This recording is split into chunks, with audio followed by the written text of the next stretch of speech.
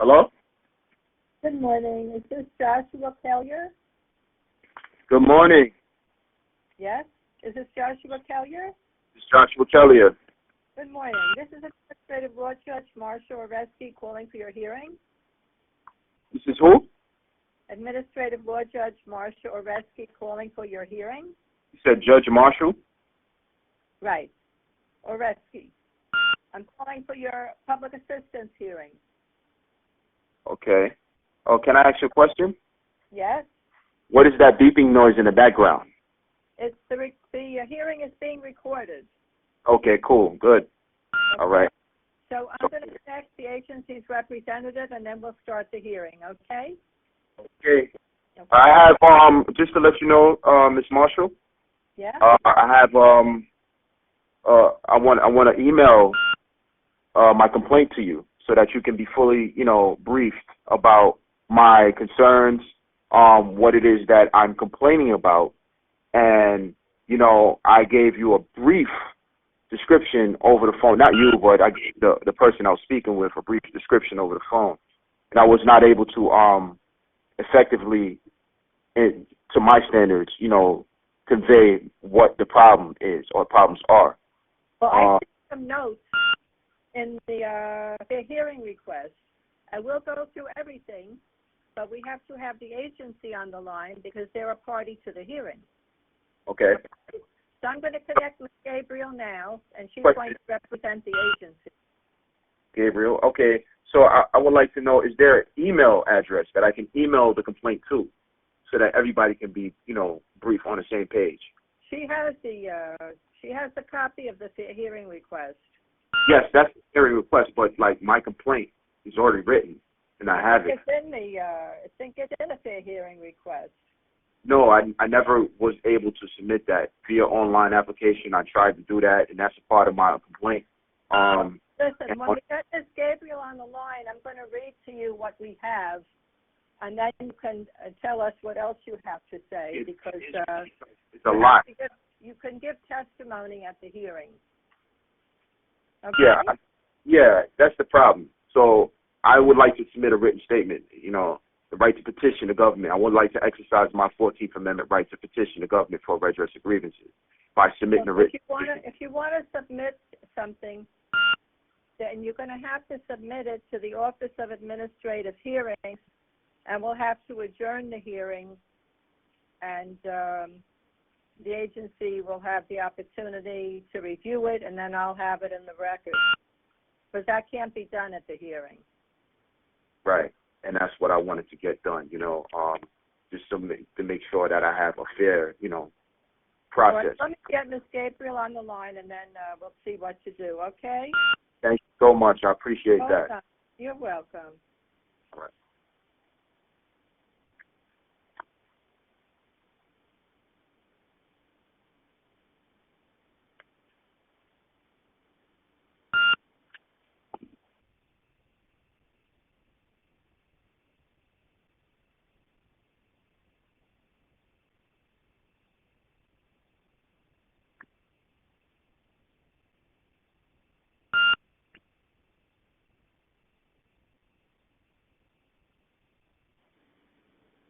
Hello, Mr. Kelly, are you there? I'm here. Okay.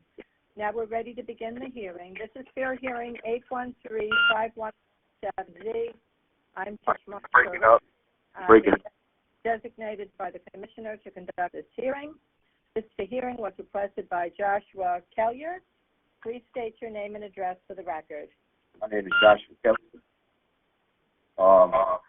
My mailing address is P.O. Box 23678, Brooklyn, New York, 11201. And we have for the agency? Stephanie Gabriel. Okay. Now, you requested this hearing because you're appealing a determination of New York City Department of Social Services concerning the adequacy of your public assistance. Okay. May I say something? Not yet. Now, ordinarily, you'd have the opportunity to attend the hearing and exchange evidence with the agency, but in this case, you were sent an evidence packet. Did you receive one? Evidence packet? Yes, from the agency. all the documents the agency planned to submit for the hearing? Yes, I received that. Okay, very good. Which Now, contains you told me that you had some concern before we go forward with the hearing.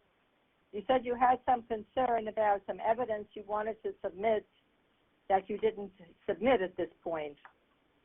Yeah, I wasn't given a fair chance to submit because on April 2nd, there was a phone conversation that I had to endure with a phone rep, and the phone rep was rude. The phone rep hung up on me. The phone rep did not answer my question. She didn't provide me with help, and I don't think she answered all my questions.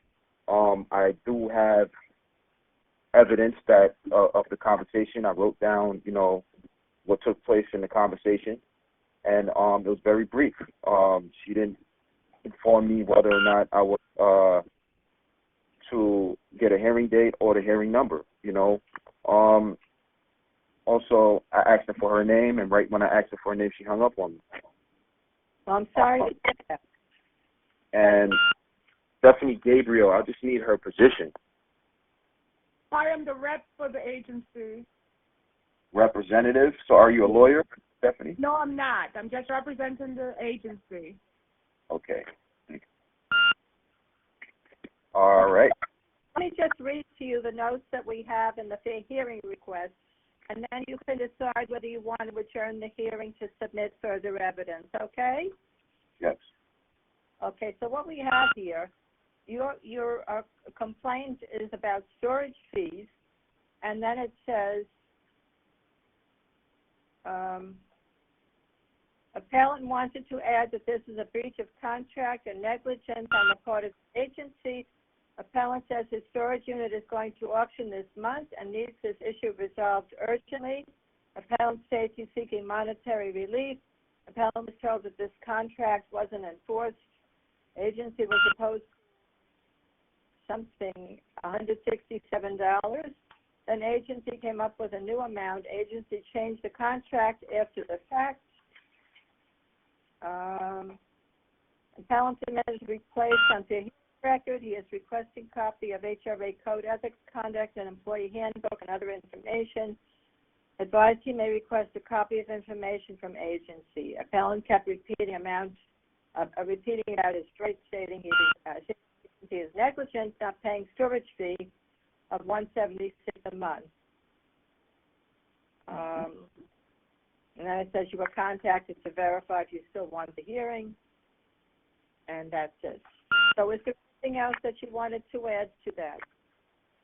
Yes, I have this written statement that I have I would like to submit so that all parties can, interested parties can view, and, we can move. All right.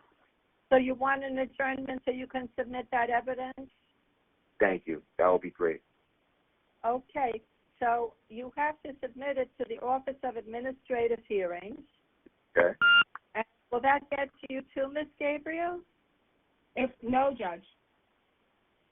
So how would he get a copy to you? Or to the agency? I have no idea. Who's speaking? You know what?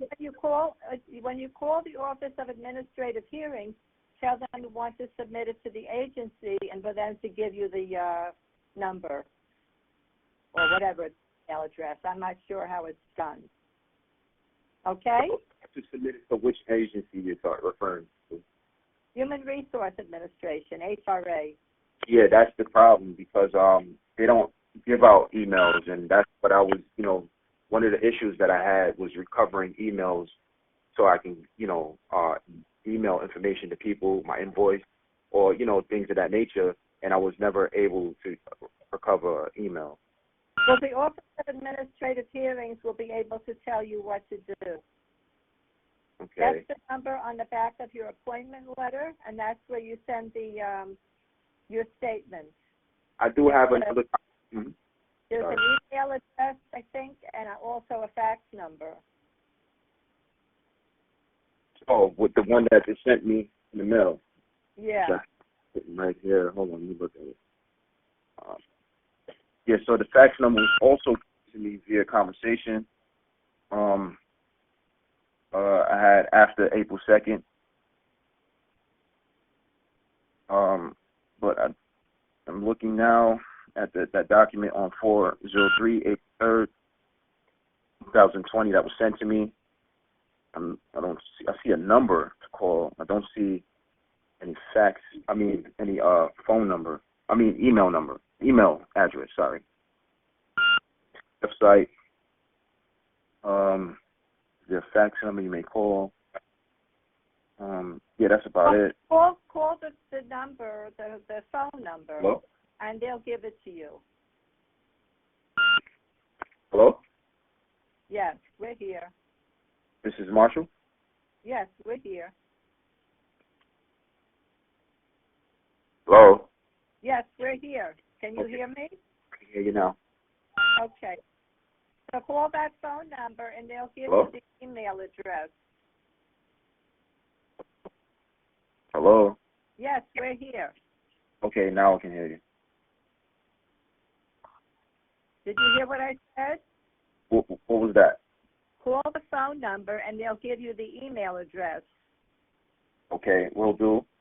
And so there's 2 phone conversations that I had, and one of them did give me a fax number for the officer to review or to hand over the information to OTDA. We'll use that. I don't know what they gave you, but the information is on the back of your appointment letter. Okay. All right? Yeah. Okay. So the hearing is adjourned. And I also have, Judge Marshall, I have an issue with FedCap, me being transferred to another job center. And, you know, it's discriminatory for me to be transferred. The current job center, FedCap, that I was at, that's more background friendly for people like myself.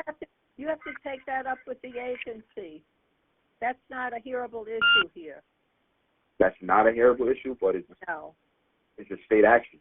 The center, they go by your address, I believe.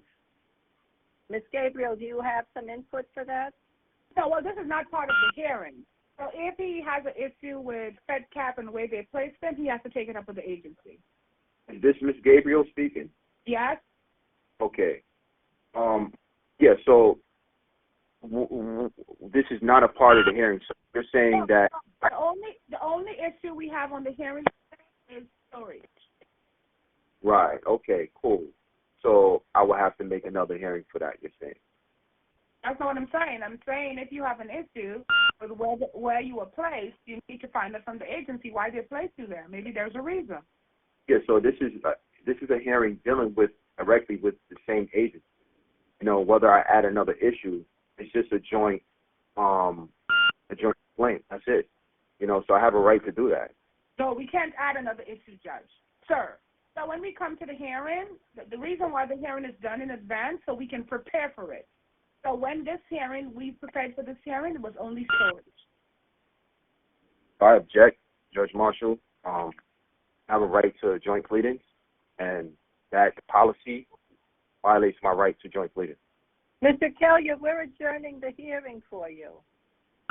I'm just saying I have pleaded. So we're not hearing the issue today. I understand that. I'm just for the record, I'm just stating that I object, you know, to secure the record for why I objected, you know, because of the fact that I have a right to joint pleading. Let me explain to you. The agency is entitled to notice of any issues you want heard in advance. Okay. Okay. And so that's why I amended my complaint. Well, you can't add it today. If you want to add it, I don't think that's a hearable issue. As I said before, that's an agency internal matter where they're sending you, and it's probably based upon your address. So you should take it up with them first. Okay. See if they can resolve it for you. Okay, so I object again. You're saying you don't think that's a hearable issue, but that's my right to amend the complaint, and it shall be accepted freely. You can, when you call OAH, you can see if they would take that as an issue, but I don't think so. Okay, for the record, the federal states that amended complaints shall be accepted freely. Well, we have to be able to hear the issues. Right. That's why I was, for the record, I was putting it on the record, what it was. Okay, so if it's not a hearable issue, then it won't be added. But when you call Office of Administrative Hearings, you can ask them. Okay? Okay, it is state action. I did mention that it was a state action made by the agency itself. And, it's not like a separate agency that made the action. It was that state actor. It's a city agency. It's not a state agency. Well, state action. HRA is a city agency. That carries out state action. It works via contract. I'm not sure I understand. But anyway, the hearing is adjourned, Mr. Kelly. Okay? So you understand what you have to do? Yes, I will definitely get in contact with the officer, faxing it over. Okay, very good. All right, so the hearing is adjourned. You can hang up now. Have a wonderful day. All right, bye-bye. Bye-bye.